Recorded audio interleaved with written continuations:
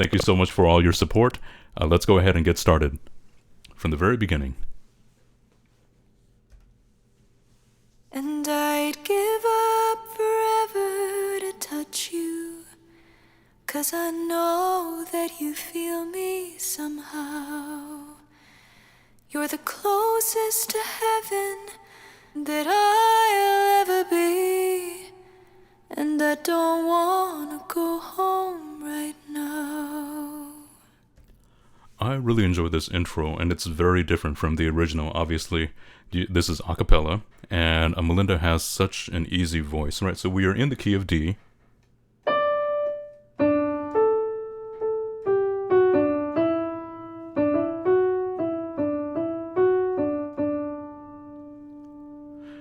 And what I really like about this melody is that it uses, we only have 5 notes, but the way it is structured, the melody has a lot of movement, right? When I talk about melodic movement, we're not just talking about, just going between the 3 notes, but there's some jumps, contrary motion, right? Going from dum dum ba da da da dum dum dum dum. Right, there's jumps, there's motion, contrary motion, and there's also rhythmic interest, and that's what makes this melody so memorable and so easy to sing, and as well. And I really like her approach. I actually do enjoy what she does at the end of this phrase here. That I'll ever be. So just a slight drop in pitch there, and it I don't know what it is. When the pitch isn't right on all the times, it gives us a sense of, okay, where is this going to go? And I talk about this a lot because we as vocalists, we control the soundscape, right, when we sing. So if we are slightly off pitch, it has to be intentional. And what Melinda does here, right, everything is nice and everything's on, and then that B just slightly off kind of pulls your attention a little bit more. So it grabs your attention. Let's go on. That I'll ever be, and I don't wanna go home right now. And all I can taste is this moment, and all I can breathe is your life. I like that 3-part male voice that occurs, right? So we have, let's listen to that again. Nice intro with Tommy. And all I can taste is this moment. Right, so we got.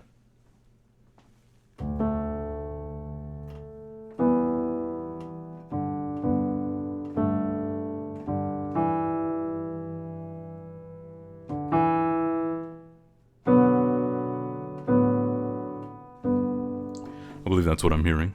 So let's try that again. Hopefully you can see that on the keyboard. So I'm in the right octave this time. And all I can breathe is your life. Yeah, really nice addition there with Peter. Very cool. And sooner or later it's over. I just don't wanna miss you tonight. And what I like what Bobby does in his arrangements is that he has a lot of suspensions and a lot of clusters, right? So we got so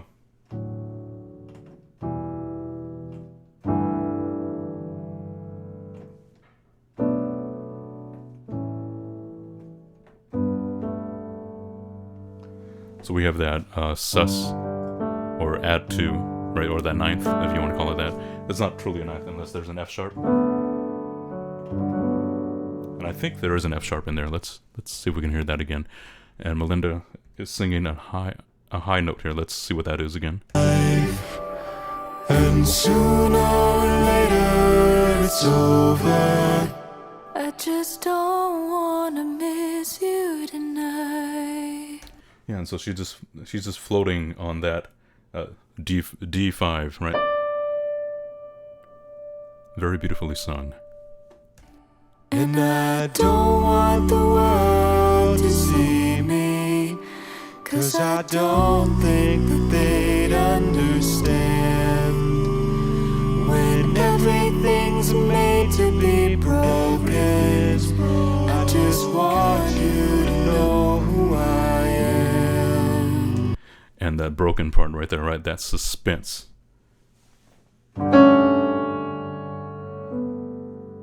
You have that sharp 4 on the G. And you know, you can really color this chord too if you have that F sharp in there. And it never resolves, right? So lean in. As a listener, you don't really expect the broken part to be so suspenseful, right? And so there, with it having so much tension, but really lean in on that as you were listening, right? It's calm, it's cool, some suspension here and there, and then all of a sudden that sharp 4 hits you when we land on this G major chord. When everything's made to be broken, I just want you to know who I am.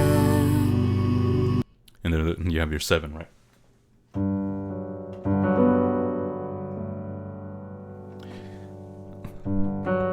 All right, keep going, keep going. Love this. It's very different from the other two, right? Very, very different. And the harmonies are arranged very, very well too. And what I mean by very well is that the color is somber. It's a dark color, but it's also a sense of ethereal feel to it, right? We have this beautiful soprano voice, and you have all these basses. How do you balance that? Well, you become more tender in your approach, more tender in your timbre, as well as the harmonic structure. And those suspenses and releases are really, really well placed. So nicely done, Bobby. And you can't find the tears that ain't coming. All the moment of truth in your lies. When Yeah, I really like that.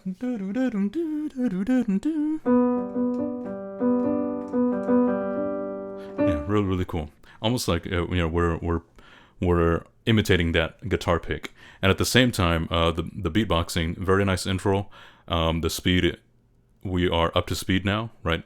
And we are the reason why this feels like it is in 6/8 is because of the downbeat, right? We're feeling the pulse of 3.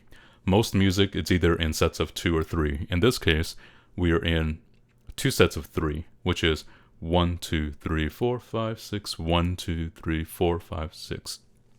Now, if we were to feel it in 3/4, the beatbox would be more of like that'll be 1, 2, 3, 1, 2, 3, which feels more like maybe a polka of some sort in this case. But the 6/8 really, really gives us a round shape. And for those of us who are artists, as in if you have done any sort of drawing, visual art, you'll notice that you'll learn about house shapes and what they mean. And when you think of a triangle shape, right, it's really 1, 2, 3, 1, 2, 3, 1, 2, 3. However, in the sense of 6/8, we have almost a circular shape, right? A swinging, right? When you swing back and forth, as opposed to 1, 2, 3, 1, 2, 3, 1, 2, 3, where it feels it's really the strong beat is on 1. Here, the strong beat is on 1, and then there's a lift on 2. So almost like you're completing a circle. And in conducting, right, you want to make sure you also feel that 1, 2, 3, 4, 5, 6, 1, 2, 3, 4, 5, 6. And 6/8 just feels more of like a waltz to me. And I mean 3/4 too, of course. 3/4 as well. It's just that for whatever reason, 6/8 has more of a round shape to it than 3/4. And that's just the feeling that I get from this. So really, really, Goo Goo Dolls, I love them. And this is such an amazing song to begin with. And what a great way to make a cover. So let's keep going. Love the visual effects and love the pop collars. So good job. everything feels like the movies. Yeah, you bleed just to know you're alive. Of course, so we have to overload that bass, right? We have all the way down in the low. I'm gonna assume that it's Marlon. You guys let me know, but I'm definitely hearing that.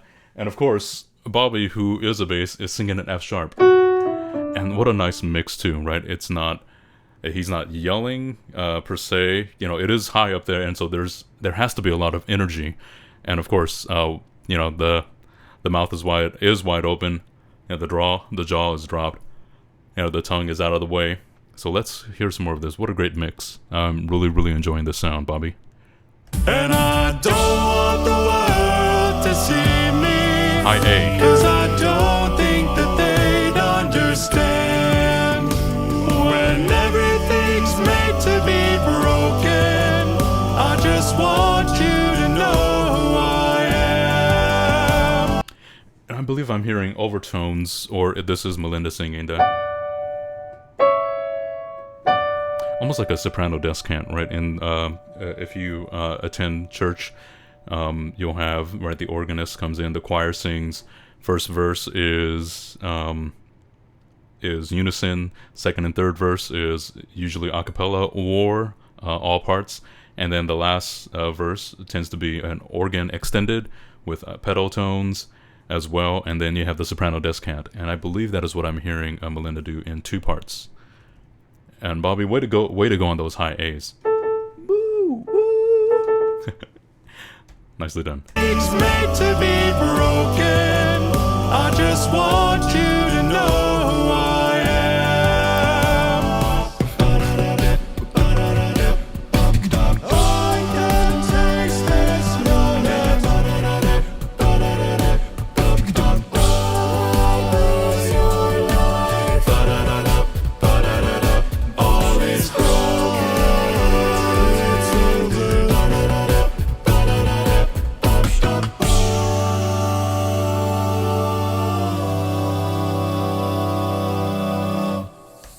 Yeah, I'm going to review this one more time. I try to keep this under 30 minutes for you guys, but let's listen to this again. This is almost like a call and response, in a sense. when little too far. everything feels. I just want you to know. Had a nice unison with Martin there. I can taste this moment. Lose your life. Yeah, so.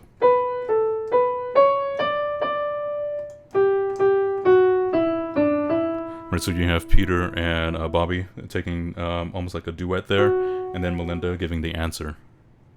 Right here.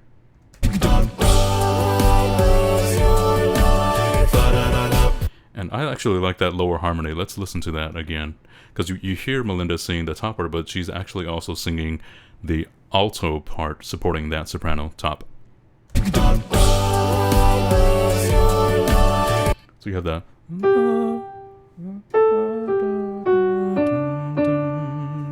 And in the key.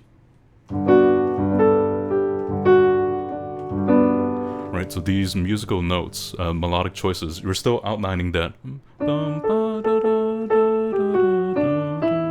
You can almost call this a variation. I mean, well, may not really, not a variation, but for me, it is including those tones that are familiar with us, but we're putting it in a different context, right? And that just kind of rings like what's happening at the beginning of the piece, bringing it to no longer the melody, but in almost presented as sort of a counter melody in this case. All is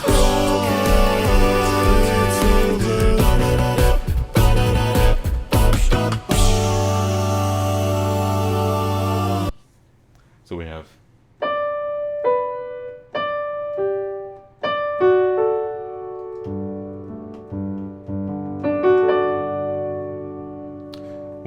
What a great spread there of just sounds. And back to that C sharp, right?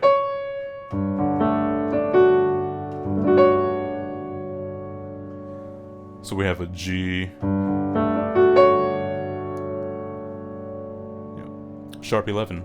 So G major 7 with that sharp 11. And I don't want the world to see me, 'cause I don't think that they understand. When everything's made to be broken, I just want you to know who I am. And if you didn't catch that, let's go back to it really quick. So we have harmony, and then you have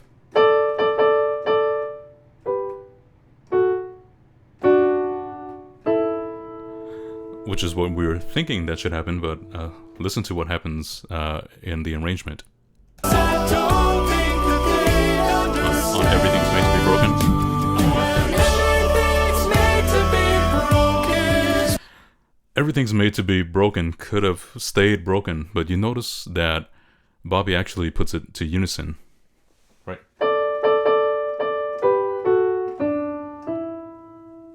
Everything's made to be broken except for this harmony. Whether that was intentional, Bobby, you let me know. As a listener, that is very intentional because we always break up the chords, everything's harmony, and all of a sudden you are pulled to unison, and it not only does it grab your attention, but it is sung in such a way that all voices are equal, minus the accompaniment, of course, but the main voices are equal in timbre, equal in strength, and in meaning. In this case, maybe this part of it is not broken as what others may present it as. So listen to the text and listen to the harmonies, and it'll guide you to what the intentions are from the arranger. Everything's made to be broken. I just want you. Yeah, and then the guys are like, all is broken, right?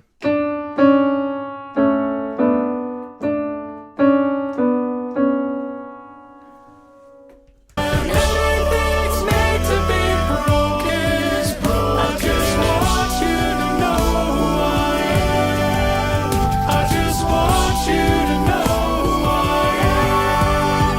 I just want you to know who I am. And we have a beautiful, beautiful D6, which I have to change the octave for. And it's there, and it's very, very intentional, right? This is the peak of the song. We have bass is going down to low G. I almost want to feel that there is a low D1 in here somewhere. That could just be me, that could be the harmonics, the way it's built up, but it's definitely implying those notes. So let's listen to this final cut here, and we'll go from there. I just want you to know who I am. Really like this chord.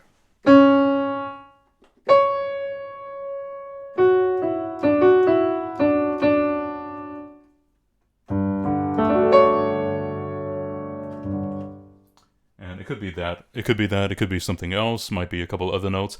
But the color of it is definitely sharp 11, right?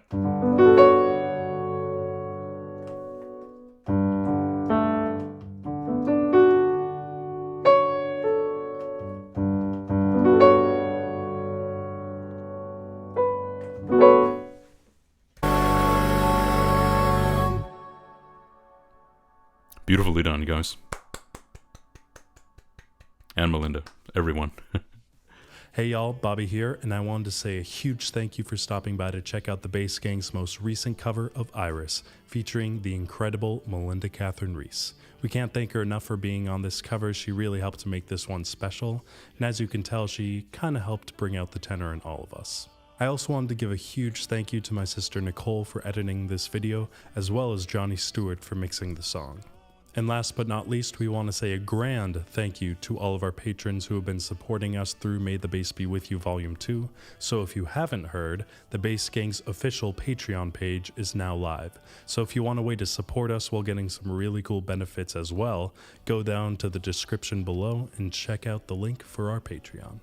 All of the social media links for the Bass2Yang and Melinda are down below in the description in case you want to check out more of our stuff, as well as our new official Bass2Yang merch store. So if you want to grab a t-shirt or grab a sweatshirt, go down and check it out. And once again, a huge thank you for stopping by. and may the bass be with you. All right, Bobby, thank you so much for this beautiful arrangement. Let me see, get my mouse kind of stopped there for a little bit. All right, so just to kind of recap, beautifully done. I like that even in the parts that are loud, the voices never got so heavy that you lost the ethereal feel of this, right?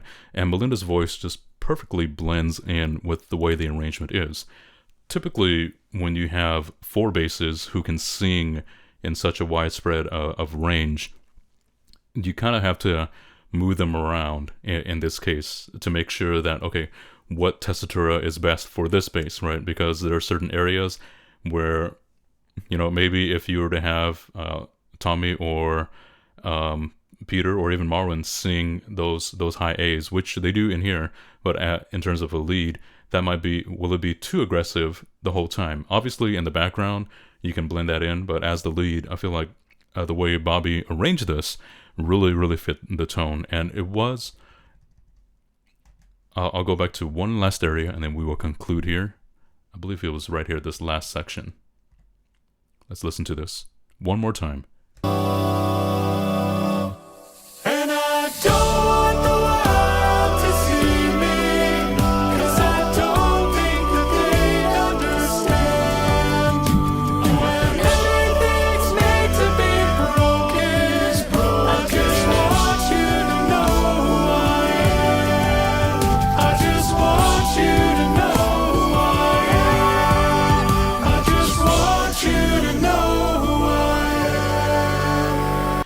Yeah, and I thought I heard that. So Marwin is singing a high A there, but you'll notice that it is supportive to the tension, to the energy level there. And any one of these guys could have done it. It's just, you know, them arranging it to where, and because they've sung so much together already, they know, okay, this is my limit. This is where I can blast a high A and it'll give you this color. So when you consider voicing, when you consider arranging, really understand, okay, where we have four basses but four different colors as well, rather than just thinking of them as, okay, I have a low D1 and a high A7. The entire piano. Think of, okay, where is the color and where do you shine best, or where can you shine differently in these moments? So once again, Bobby, incredible work. Hopefully I did it justice, and in your evaluation, I know I am a couple of weeks behind just because of these performances. Wow. And so many different things happening as well. So once again, I'd like to thank you for being here with me and listening and evaluating with me. If you enjoy these videos, please let me know. I am sort of shadowing the Bass Gang because not only are they my colleagues and friends, but I feel like they deserve not only the views, the gratitude, and the audience. It's just such a big world out there in acapella, and I tend to be on the choral side, but I'm also a music teacher, music educator, and this is what I do.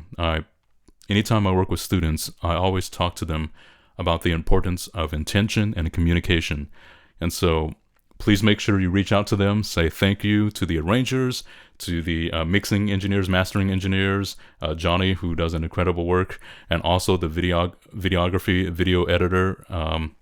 Such a amazing job. And so thank you again, everybody. Have a good one, and we'll see you next time.